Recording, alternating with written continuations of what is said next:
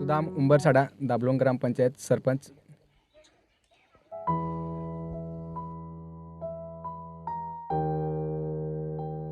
पाण्यासाठी आत्ता साखळीपाडा हा जो दाभलोण ग्रामपंचायतमधलाच एक पाडा आहे आणि इथे पाण्याची दरवर्षी एप्रिल, मे, जून 3 महिने पिण्याची पाण्याची खूप अडचण जाणवते आणि त्याच्यासाठी आम्ही अनेक डिपार्टमेंटला एक प्रशासकीय अधिकाऱ्यांना पत्रव्यवहारसुद्धा केलेला आहे, परंतु अजूनही पाण्याची जी समस्या आहे ही तशीच आहे.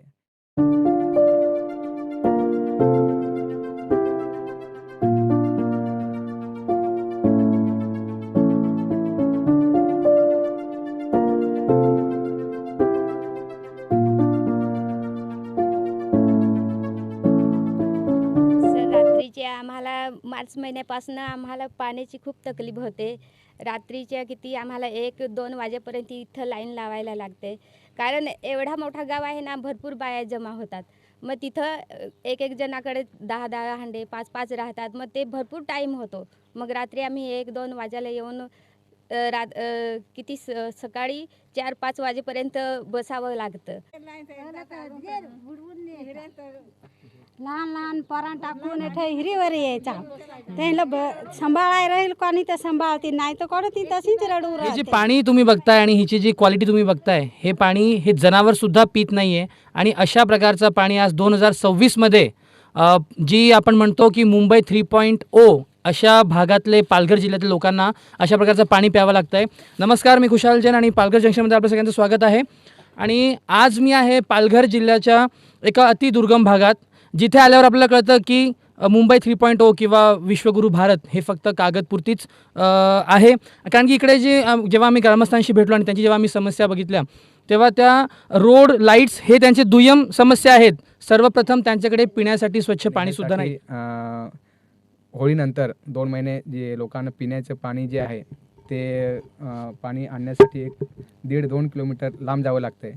त्याकरता आम्ही ग्रामपंचायत म्हणून एक नियोजन आम्ही करतो आहे. यामध्ये जलजीवनचं योजना अंमलबजावणी करण्यासाठी पण आम्ही फॉलोअप घेतो आहे आणि शासन स्तरावरती त्यांना पिण्याचे पाणी हे चांगलंसुद्धा मिळावं म्हणून आम्ही एक पंचायत समितीला पत्रव्यवहार करून त्या लोकांना पिण्यासाठी आमची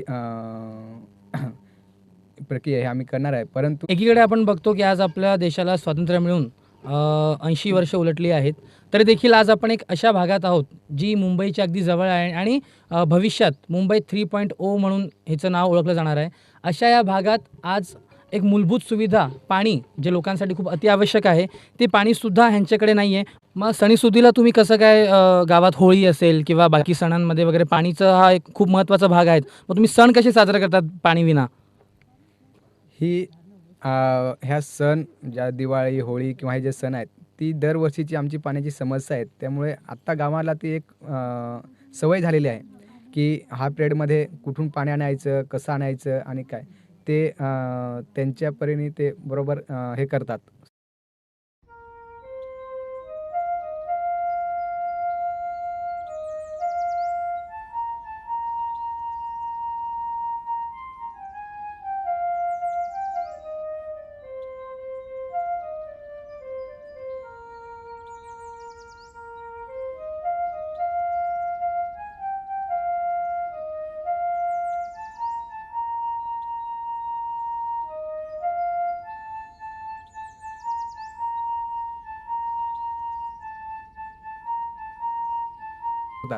काय कारण असेल आज आपल्याला स्वातंत्र्य मिळून एवढे वर्ष झालेत आणि अजून आपण अमृतकाळ असं साजरा करतोय?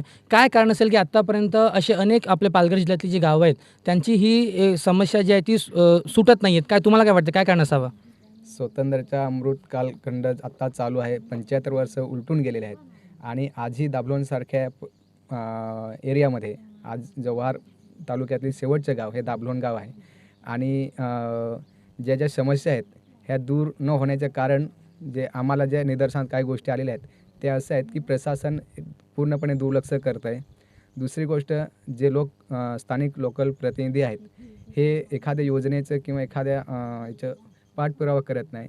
दुसरा विषय याच्यामध्ये हा येईल की ही जी योजना आहे ही योजना 100% सक्सेस करण्यासाठी ज्या स्टेप आहेत ह्या स्टेप फॉलो न केल्याने ह्या अजूनही समस्या आम्हाला जाणवतात.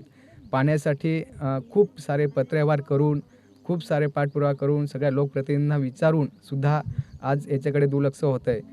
ही अत्यंत गांभीर्याची म्हणजे बाब आहे की जी पिण्यासाठी पाण्यासाठी समजा आम्हाला एवढ्या गोष्टी करूनही आम्हाला समजा त्याच्यावर कडे दुर्लक्ष होत असेल तर लोकांनी न्याय कुणाकडे मागायचा. तर याच्यामध्ये पूर्णपणे प्रशासन आणि लोकप्रतिनिधी यांचं अपयश आहे.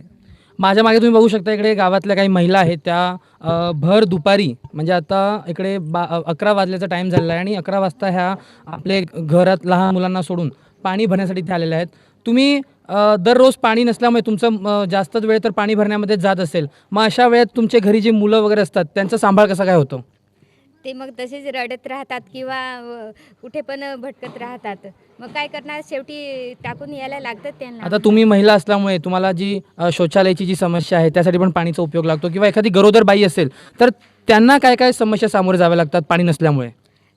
त्यांना तर भरपूर समस्या राहतात. कुठे आता पाणीच नाही तिथं तर जायचं पडतंच ना. एवढे लांब जायचं यायचं कसं काय करायचं, याच्यातून कसं निवारण होईल याच्याकडे आम्ही बघून लांबून पाणी घेऊन येतो. मग जेव्हा निवडणुका येतात तेव्हा आमदार खासदार तुमच्याकडे मतं मागायला येतात तेव्हा तुम्ही तुमच्या ह्या समस्या त्यांच्याकडे मांडल्या आहेत का? हो, आम्ही सर त्यांच्याकडे मांडतो आणि ते सांगतात पण हां आम्ही तुम्हाला हे पाण्याची योजना करू, हे करू, ते करू, पण काहीच नाही होणार. जेव्हा मतदान येईल ना तेव्हा आमचं पूर्ण ते करून घेतात, मत टाकून घेतात आणि जी आहे परिस्थिती तीच राहून जाते.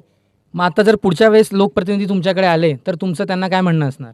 काय सर, जी परिस्थिती आहे तीच आहे. जसं येतात ना मतदान करून जातात तसंच हर साल वर्षी होऊन जातं. ते काय पुढे काहीच योजना करत नाही.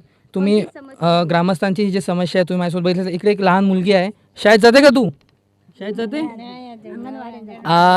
अशा मुलांना त्यांची शाळा चुकवून त्यांच्या आईसोबत वगैरे पाणी भरायला इथे यावं लागतं आणि एकीकडे आपण बघतो की 2026मध्ये आपण आहोत आणि 2026मध्ये देखील लोकांना पाणीची व्यवस्था इथे व्यवस्थित नाही आहे. ह्या विहिरीमध्ये मागे तुम्ही माझ्या मागे महिला बघू शकतात कशा विहिरीच्या वरती स्वतःच्या जीवाला धोक्यात टाकून एक मूलभूत सुविधेसाठी त्यांना किती कष्ट करावा लागतोय. आणि ही जी जागा आहे जिथे हा विहीर आहे ही जागा काय सोपेपणे नाही आहे. म्हणजे अगदी तुम्हाला खालती उतरून कमीत कमी 300-400 मीटर खालती उतरून इथपर्यंत यावं लागतं आणि ह्या विहिरीमध्ये सुद्धा 1 फूटपेक्षा पण जास्त पाणी आत्ता नाही आहे आणि ह्यांच्या म्हणण्यानुसार पुढच्या महिन्यापर्यंत हे पाणीसुद्धा शिल्लक राहणार नाही आहे. म्हणजे ह्यांची दरवर्षाची समस्या आहे पण लोकप्रतिनिधींकडून दुर्लक्षित हा भाग आहे असं यांचं म्हणणं आहे. पाणी भरताना जेव्हा तुम्ही येता तेव्हा काय समस्यांना तोंड द्यावं लागतं? रात्रीचे येऊन कितीतरी बाया ते विहिरीत 2-3 बाया पाणी भरताना विहिरीत पडल्या, उतरून पडल्या, रात्रीचे दिसत नाही वाटलं. म्हणजे इथे लाईटची सुविधा सुद्धा नाही म्हणून रात्री रस्त्यात काही दिसत नाही. आणि तुम्ही माझ्या कॅमेरामॅन दाखवा की कसा हा रस्ता आहे आणि कशा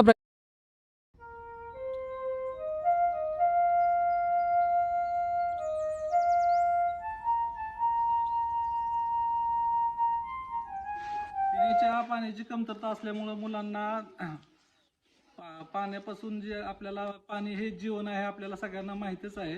पण पिण्याचे पाणी नसल्यामुळे मुलांना घरून बॉटलमध्ये पाणी घेऊन यावं लागतं आणि ते पुरेसं पाणी उपलब्ध नसतं. त्याच्यामुळं त्यांना त्या गोष्टीसाठी त्या समस्येला